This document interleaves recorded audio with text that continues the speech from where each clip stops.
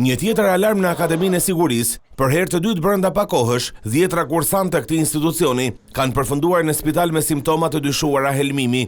Ushqimi catering për studentët e akademisë ofrohet nga kompania private Sorial e administruar nga Alma Tafani. Sipas policisë, 60 studentë janë paraqitur në spitalin infektiv të QSUT-s me probleme shëndetësore. 31 prej tyre janë dërguar gjatë mbrëmjes së dieshme dhe gjatë natës, ndërsa 29 të tjerë janë paraqitur në mëngjes në qendrën shëndetësore të akademisë dhe më pas janë transportuar për trajtim në QSUT. Studentët kanë shfaqur simptoma si temperaturë dhe diare, ndërsa pas marrjes së ndihmës mjekësore, një pjesë e tyre janë rikthyer në akademi në gjendje të mirë. Dyshimet janë për ushqimin e konsumuar nga kursantët, ndërsa në fokus të verifikimeve është kompania që ka ofruar shërbimin catering Sorial. Autoriteti kombëtar i ushqimit ka marrë mostra të ushqimeve, të cilët po i nështrohen analizave laboratorike. Përsëritja këtij episodi brenda një kohe të shkurtër ka ngritur pikpyetje për sigurinë ushqimore në një prej institucioneve ku përgatiten brezat e ardhshëm të policisë së shtetit.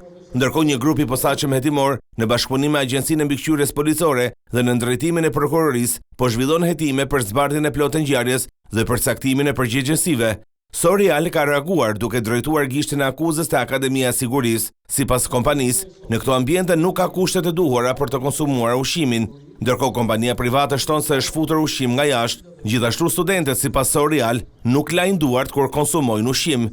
Veprimtaria e kompanisë Sorial pas skandalit të parë u zhbllokua nga AKU në muajin maj, pas helmimit të 52 studentëve në Akademinë e Sigurisë. Ajo rinisi aktivitetin pasi ishte gjobitur me 1.5 milion lek për ushqim të pasigurt dhe kushte të papërshtatshme higjieno-sanitare.